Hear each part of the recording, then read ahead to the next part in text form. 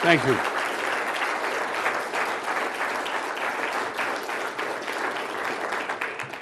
The first thing to settle is that the present international monetary financial system will die and will never recover. This system is finished. The only possibility that exists now is to create a replacement system based on the principles of the founding of the U.S. economic system with the founding of the actual constitutional government, as defined under particularly Alexander Hamilton. If you don't understand and agree with Alexander Hamilton, it's like saying there is no future for you. Now, last year, I proposed in steps 3 specific remedies which are not cures of the problem, but are absolutely necessary to be put into place immediately, then, and even more so now. These 3 remedies, without that, there's no future for the United States and no future for the world. We're not looking at a depression. We're looking at what is called a general breakdown crisis. That is where money goes out of existence. It's no longer really negotiable. So-called financial assets don't exist. Everything evaporates. In a worse crisis than the type that occurred during the middle of the 14th century Europe, which was called a New Dark Age, a period which half the parishes of Europe disappeared, and 1/3 of the total population. It was not until a half century later, with the Renaissance, that there was the beginning of a recovery of civilization, and that was almost a miracle. What we face today is a crisis which is very similar, under admittedly different historical circumstances, than that of Europe's 14th century. It's much worse, but of the same type. And without a miraculous solution, a dramatic solution, not reforms, but a dramatic, complete solution, a new system, without putting a new system of the proper design into effect immediately, not by experimenting back and forth, but by putting the system in with foreknowledge and according to prescription. Without those measures, there is no possibility that civilization will survive as civilization. Mankind would survive after a vast depopulation of the planet, probably as much as the 3.5 billion people that Al Gore and Prince Philip of England want. Remember that Al Gore is a stooge for Prince Philip. Al Gore is like Aaron Burr. Both were once vice presidents of the United States. Both were traitors to the United States on behalf of the British monarchy. And the prince has demanded that the human population drop from 6.5 billion presently to less than 2 billion, and that in short order. Al Gore's entire career is devoted to that end, and he is a flunky of Prince Philip. He is a British agent, like Aaron Burr, the traitor. He is implicitly a traitor, and he is trying to run for President of the United States as soon as Obama drops. That's his big ambition, or his two ambition. Yeah? Now, what I proposed, to review what I proposed a year ago in steps. First of all, that all regular banks be put into protection, bankruptcy protection, by the federal government. This means they will not close their doors. This means that there will be a restriction on what which of their accounts will be paid. The rest will be frozen. At the same time, there will be no evictions of householders because of mortgage default. They will remain in their homes under conditions which are acceptable conditions, and they will continue to function under bankruptcy protection. There will be no foreclosures. There must be no foreclosures, except in the ordinary case where there should be anyway because people are leaving or so forth. But where people intend to stay in their homes, there should be no foreclosures. We're going to have foreclosures on things which are, in a sense, held out for rent, but not for occupancy. That's number one. The idea is the first thing you have to do is you have to save the people. And the people, in general, live in homes. Many of them are, well, some live elsewhere, you know. Some of our youth live in strange places. And there are new types of places are being invented at all times.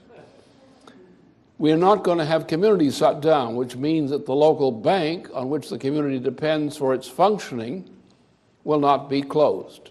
The doors will remain open. This, however, is only for certain banks. For banks which are banks of deposit and chartered under the federal government and the state governments as depository institutions which engage in bank and lending. So therefore, the first thing was homeowners, householders, and Bankers Protection Act. That was necessary. It was presented actively around the country. It was blocked. It was blocked by the Democratic Party leadership. Blocked by the same people who presumably were enthusiastic until recent time for Barack Obama. So we see the result. We see the foreclosures are now moving in. Communities are being shut down. And the banks are closing, like Wachovia and others. Now, Wachovia is a piece of junk, but it also does regular banking. And it gobbled up a lot of small banks. And therefore, we have a threat to the continued functioning of communities in which people live. That is, even if we keep them in their homes, the jobs on which they depend to stay in their homes are going away because the banks which are involved with these jobs are being closed. The rate of bank foreclosures across the Atlantic and around the world is beyond imagination. That's the first measure. It wasn't done. A year has passed since I proposed that. It has not been done.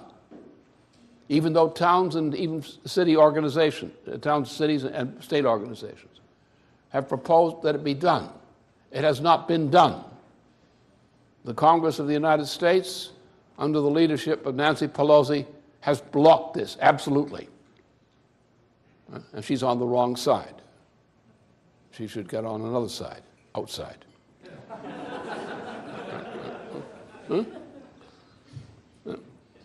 Nothing has been done to protect the banks. What's happened? Let's take the case, just a recent case in this vicinity. Bank of America. Countryside. Bank of America was told to absorb a dead corpse inside its body. Countryside. Countrywide. We have been destroying banks that should have been saved by putting the bomb inside them in order to support institutions which are not worth saving and should have been allowed to die because they're of no use to the community. We don't need those mortgages. Those mortgages are a problem. We don't need these things. That wasn't done. So I had two other proposals, which I put out forth during the course of those months. First of the two, we must have a two-tier credit system. Now, I don't know if Hank Paulson has the knowledge or guts to take this up. I'm not sure he has the knowledge involved. He probably will have an inclination or a wish to do something in that direction. But so far, he's done nothing. He's a half-competent person, but not fully competent. He's the Treasury of the Secretary. He's a Secretary of the Treasury. And I don't think he or almost anyone else in authority in Washington has the guts to do what I've proposed.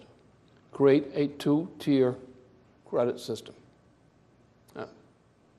In other words, the proposal is 4% is the standard interest rate for regular banking, the basic interest rate. Now, the purpose of that is not just adjusting the interest rate. We have a situation now where our enemy, as it was in the time of Aaron Burr, is merry old England. And merry old England set up a system in Europe under which Great Britain has the highest official interest rate.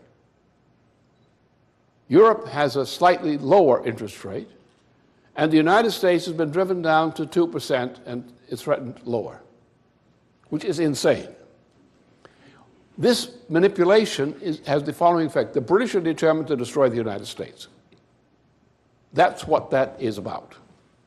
And they say so. And many in Europe are out to destroy the United States. They say, good, this is going to destroy the United States. And that's what the 2% interest rate is, borrowing rate is, destroy the United States. Because what happens then with a 2% interest rate, a discount rate, what you get is an outflow of the capital, of the financial capital, from the U.S. banking system. I am determined that I can beat the British and sink them and kick Europeans who cooperate with the British in the head by a 4% standard rate throughout the Federal Reserve System. Why? Because the British are a bunch of parasites. They don't use the money for solid investment. The continental Europeans are not allowed to do that under the Maastricht agreements. Therefore, if you protect bank deposits by having a 4% interest rate in the United States, that means that you're going to keep your financial capital that's viable in those banks. That is, you're not going to take the capital out of the banks and put it on the street for lending and take it out of the bank. You're going to keep it in the bank, but you're going to use the bank credit of that capital, financial capital, in the bank as a lendable asset, which you will lend either at 4% or with government protection, federal government protection, as low as 1% to 2% for special projects. That means the capital of the United States, including its financial assets, its credit, will not be depleted the way it's being sucked dry now. We don't have to have a 5% interest rate, the type the British are using. We don't need that, because the British are a bunch of parasites. They don't invest in their own country. We invest in our country. We have to invest in our country. Therefore, if we have credit in the bank, we're not going to take the money out of the bank. What we're going to do, the federal government will simply take the fact that the Federal Reserve System banks and its affiliates have credit in the form of deposits or equivalent of deposits in the bank. They will now issue loans, which will be new money in a sense in circulation, for specific purposes on the basis of the asset, the financial asset which remains in the bank. That was the first thing here is to keep the financial assets of the United States regular banking system as much as possible inside the United States.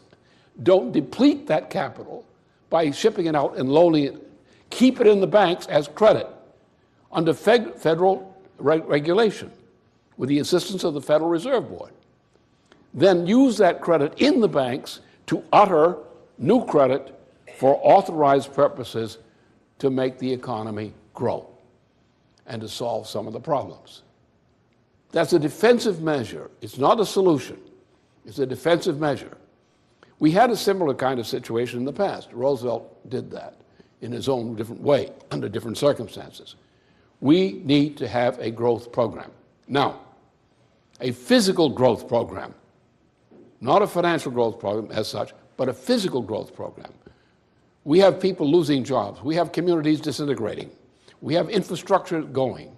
We have healthcare collapsing. We need tangible investments, job-creating investments, physical capital investments, infrastructure investments. We need them. We've got to increase our rate of employment, of productive employment especially. We don't need more bookkeepers. Look what they've done to us. What we need is work. We need significant production. So we're simply at the first stage. We have to say on a Tuesday, for example, that now the banking system is now under protection. And the Federal Reserve System is bankrupt. So what? The Federal Reserve System is not the U.S. government. The Federal Reserve System is a chartered banking system. It will be put into receivership for protection by the federal government.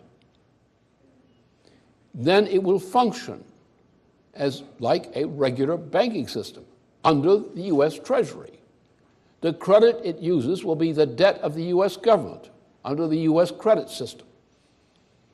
And that credit that generated will then be used through the banking system, and when not directly by the government, to create the additional investments we need to stabilize this economy. Now, what that means in respect to Europe.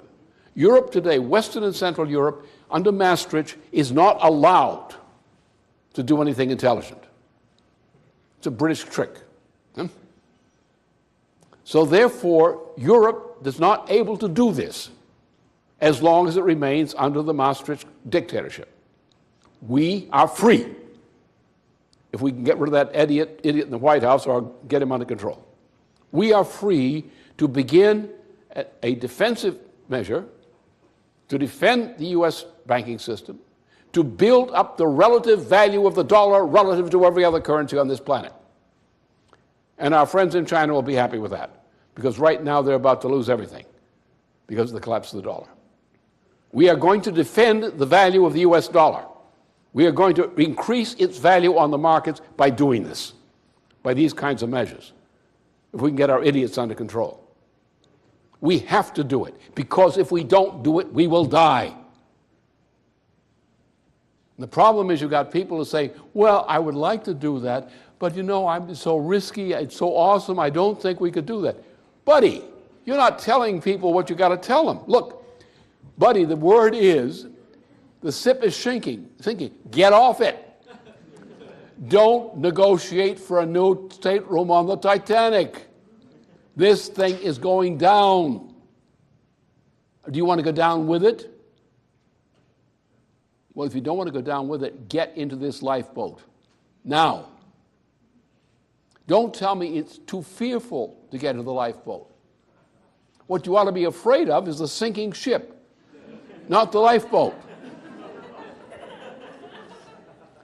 And what I'm proposing in this respect is simply setting up a system, a flotilla of lifeboats to save the U.S. dollar. And I think we could increase that by about 20 or 30% fairly rapidly, which I think some of our friends in China will be a little bit relieved by that, because we owe them a lot in dollars. And if these dollars are collapsing, that is not good. We have to defend the U.S. dollar. As necessary for us, it's necessary for the world. And there's no, it's too scary. No, it's not too scary. Going down in the Titanic is scary. The lifeboat is a little bit worrying, but it's a better option. And any intelligent person would recognize that. Right. The third thing is, this can't go on indefinitely. We must take measures of defense to defend the U.S. dollar. We must have a goal of increasing the relative value of the U.S. dollar by 20% in the short term. I think we can do it if we can get the right action from Washington. Right. But now we've got to go to a further step. We then have to go, and this is going to be the tricky one. This is where you send Obama to the woodshed or someplace else. We have to have a presidential candidate of the United States, because we can't wait till November. Sometime in the short time ahead, we have to have a leading presidential candidate of the United States affirm what I have proposed be done. That is, the United States must propose to the governments of Russia, China, and India that these four major countries will agree to sponsor a committee, an alliance of powers, including other powers, to establish a fixed exchange rate financial or credit system internationally, of the type that Roosevelt intended in 1944, not what Truman did in 1945. What Roosevelt proposed was a credit system whose intention was to eliminate colonialism, especially British colonialism. And Roosevelt said that repeatedly, very clearly to Churchill. Winston, when this war is ended, Winston, we're not going to have your empire. We're not going to have colonies. These people are going to be free. They're going to have their own governments and no more empire. And are we going to do that? Well, we had the greatest military machine the world had ever known, a production machine, where the Nazis would produce in a few hundred pounds, we would produce in tons. Our soldiers were not well trained in general. They've just got into the service off the streets or out of the woods. It's a short time earlier. Trained in 16 weeks and a few other weeks and sent overseas to war. This is not really recommended army. But we had tonnage. Every man in service had tonnage behind him. And with that tonnage and that power of mobility and logistics that we had, we won the war. Together with other people who cooperated with us, with our aid of our tonnage.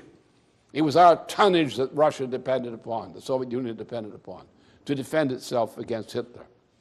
It was tonnage that was required. Tonnage of material. So we had the greatest machine for production the world had ever known.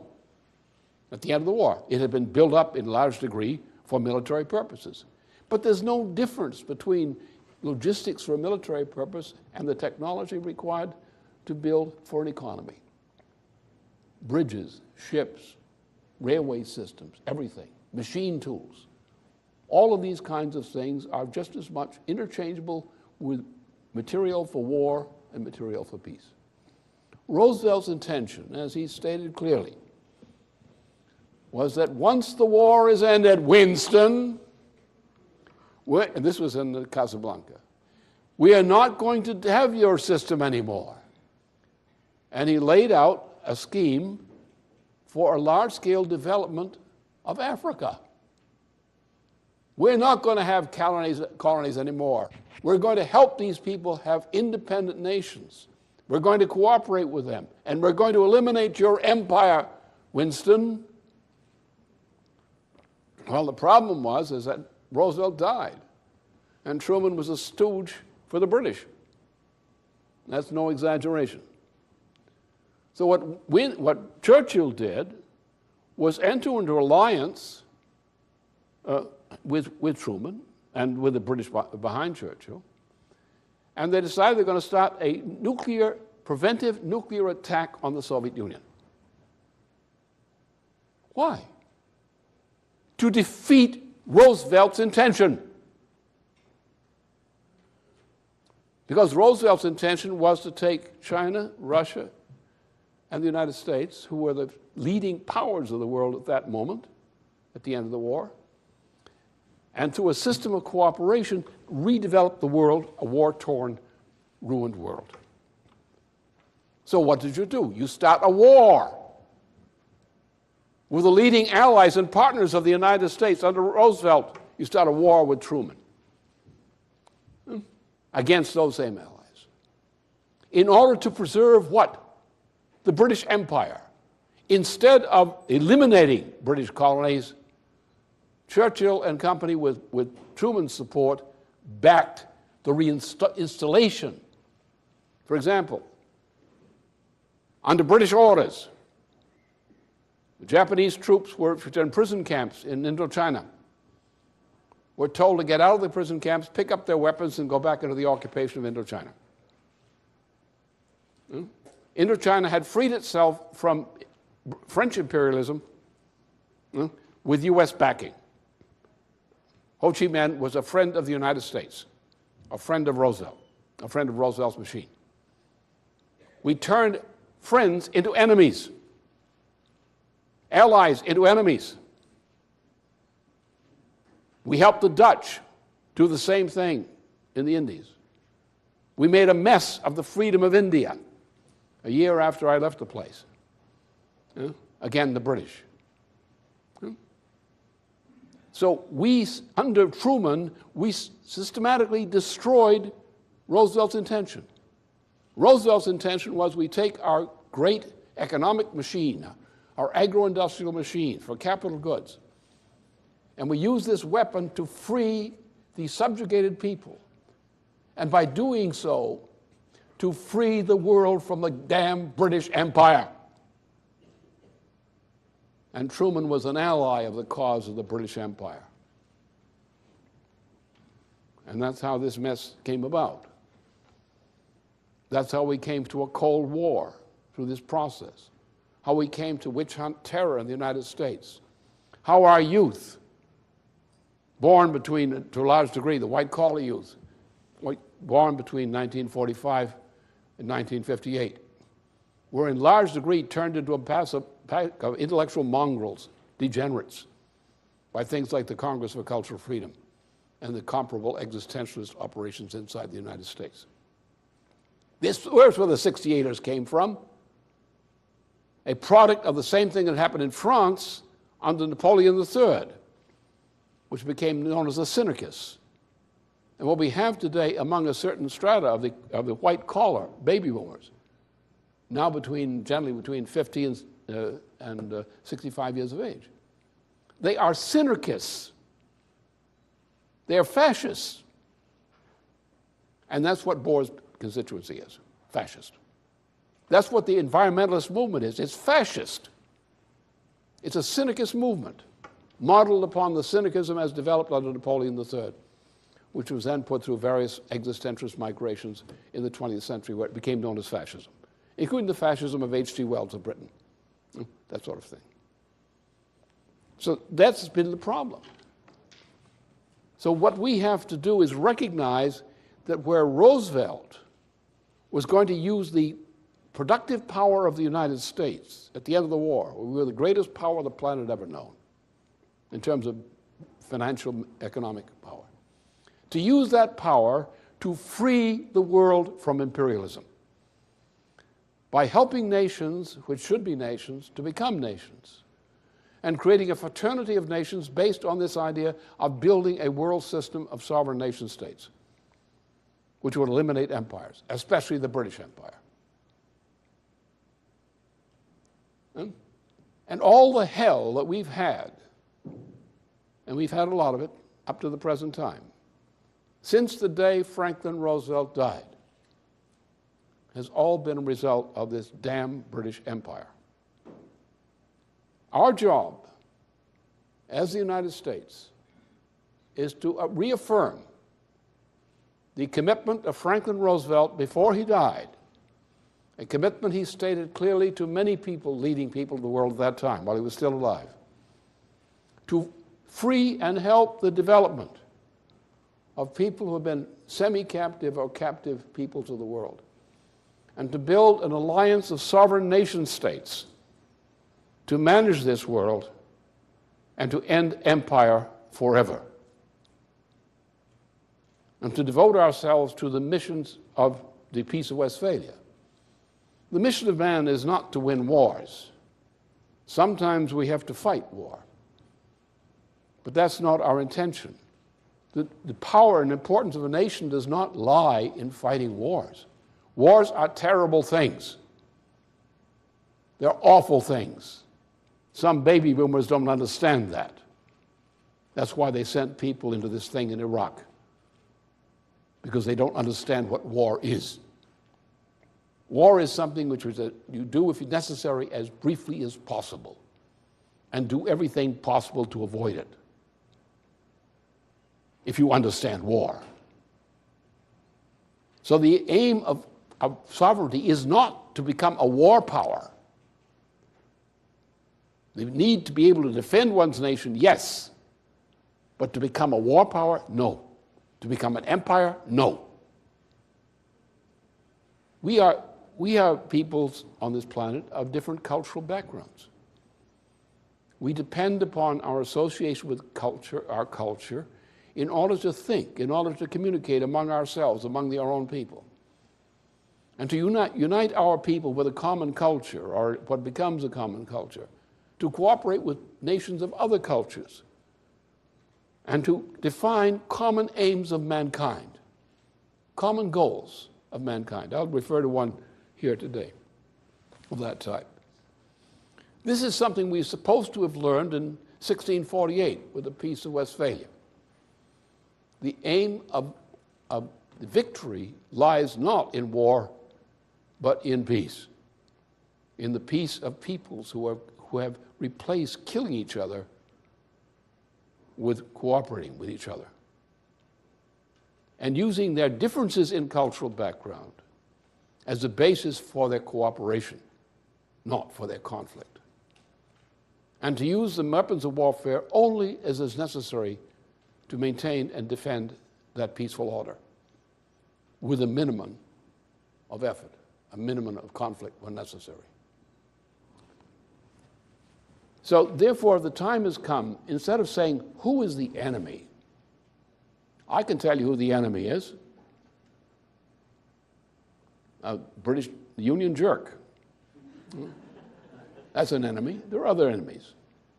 But how do we overpower our enemies? What's the best way to overpower our enemies? To conquer them? No. Conquest is not victory. It's to dissuade them from continuing to be enemies. And how was that done in 1648? It was done through the Peace of Westphalia, of putting the benefit of the other above one's own. And if people do that, then you have a system of cooperation, a Westphalian system as it's called. That's Roosevelt's intention, was to create a global Westphalian system. To take leading nations of the world, which at that time were the United States, China, and Russia, the Soviet Union then, who had conflicts, very serious conflicts. And to take these nations and bring them together by working each for the benefit of the others, the common benefits. Now today we are at a point where there's one project which typifies what should be done. It's a project that came out of the success of the United States in defeating the British agents called the Confederacy, the traitors, the Confederacy.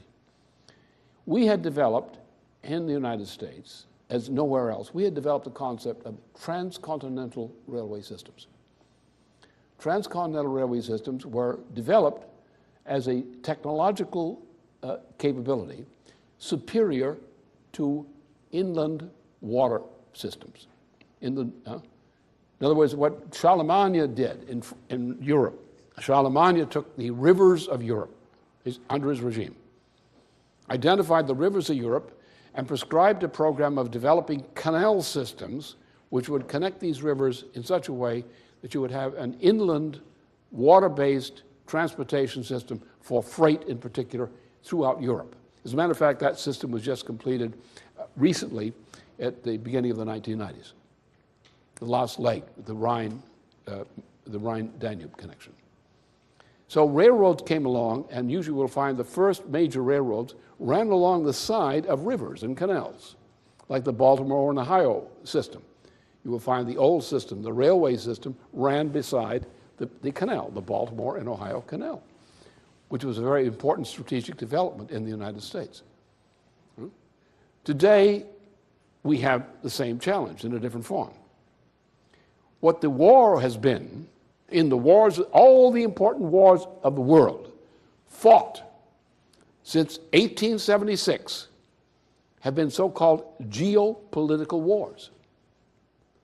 Geopolitical wars meant that the United States had built a model as a continental power, a transcontinental power, from the Atlantic to the Pacific and from the Canadian to the Mexican border.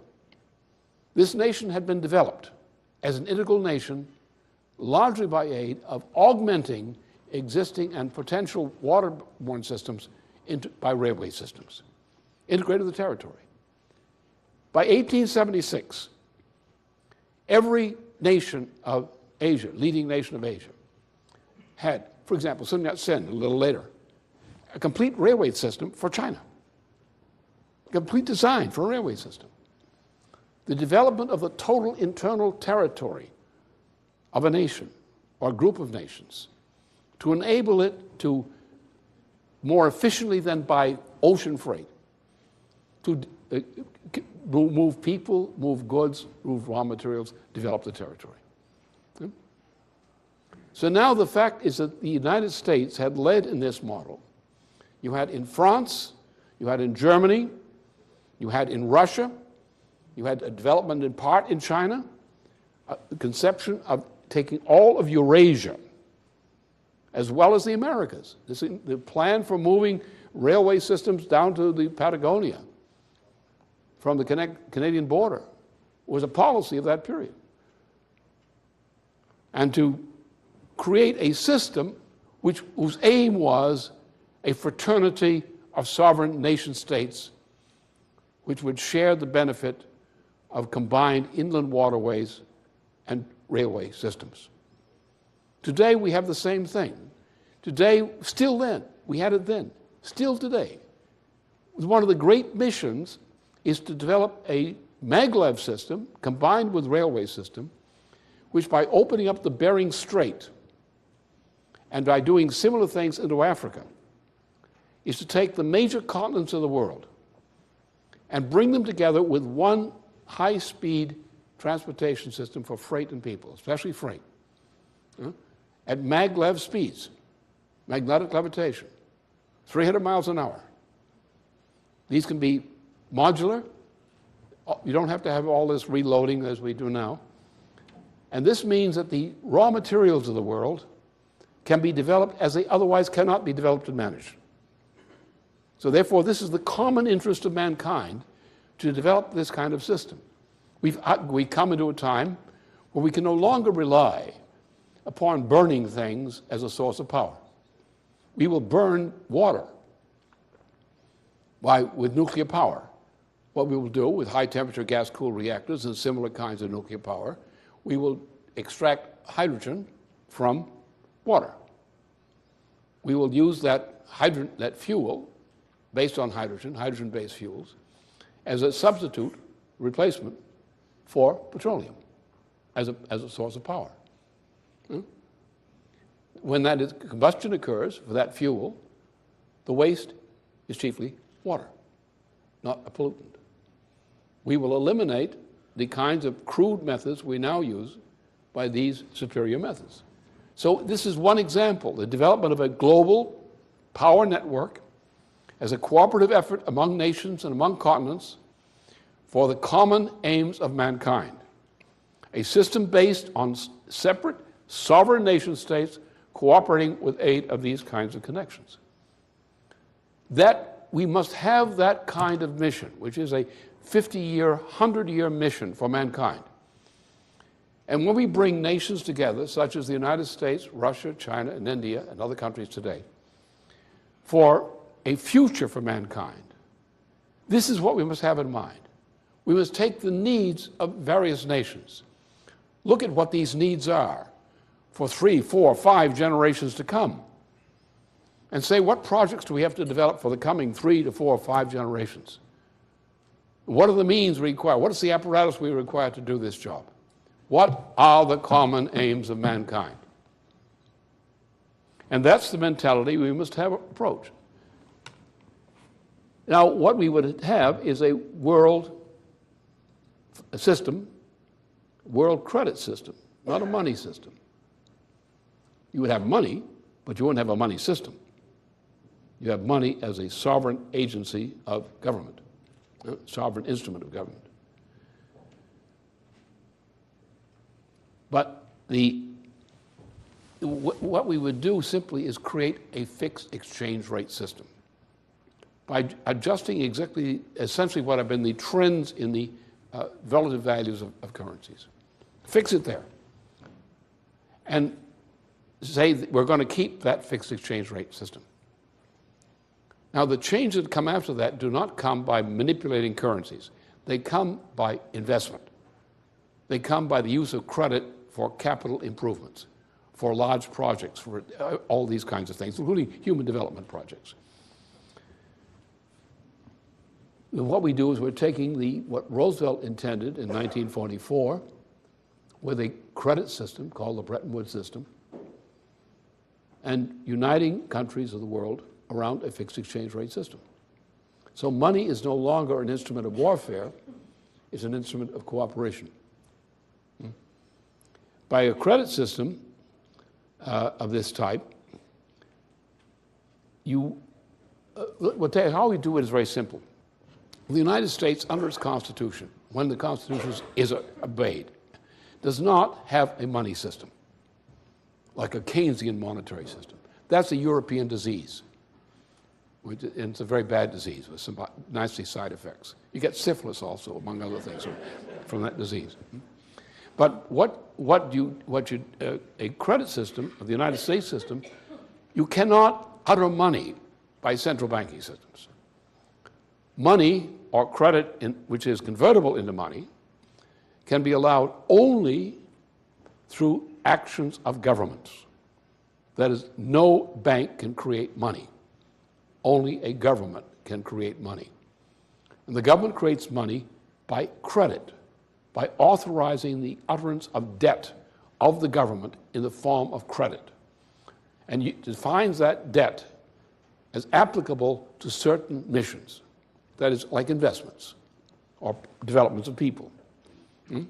Now, because the United States Constitution is the one major nation in the world which has such a specific conception of economy, if a country such as Russia, China, India, makes a treaty agreement with the United States, which is a credit-based nation, then the currency of those countries, Russia, China, India, and other countries, becomes on an equal status with the United States. It becomes an integral part of a world system while preserving the sovereignty of each of these countries. That's what Roosevelt's intention was. The reason we went to a Keynesian version of the Bretton Woods rather than Roosevelt's intention was the British Empire. Truman decided the United States was going to be a partner of the British Empire in ruling the world. Roosevelt's intention was the opposite, was to create a cooperation among the nations to eliminate the British Empire, which is the old bitch we want to get rid of. I'm not against the England being a sovereign country. That's very good. It's better for them. Look at the way they're treated today. Look at the way they talk. Maybe if they weren't an empire, they would have an English language again.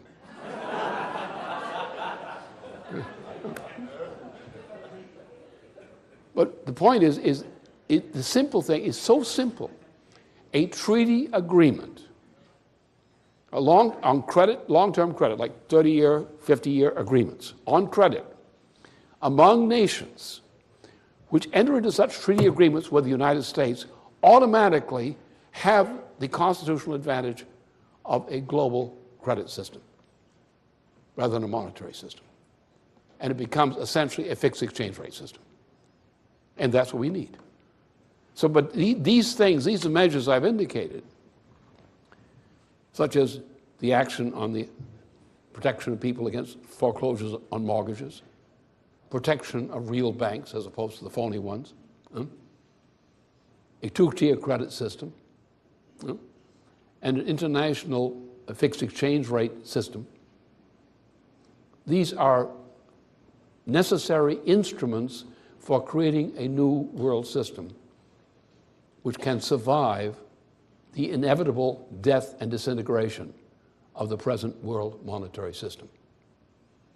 This is the only rational, feasible option as alternative to pure hell throughout the planet for generations to come. If you care about humanity, you will insist that these measures be taken boldly and now, because we are right now, after 1 year of mass stupidity from the top down, in the US government and other governments. We're now just weeks away from the point at which the whole system goes into disintegration. What we're looking at is not a 1931. We're looking at something comparable to the 14th century European New Dark Age, which came on suddenly and wiped out half the parishes and 1/3 of the population of Europe. And that can happen worldwide if we don't stop it. Now, I'm a little bit old to be president of the United States, but I'm not so old that I can't tell one what to do.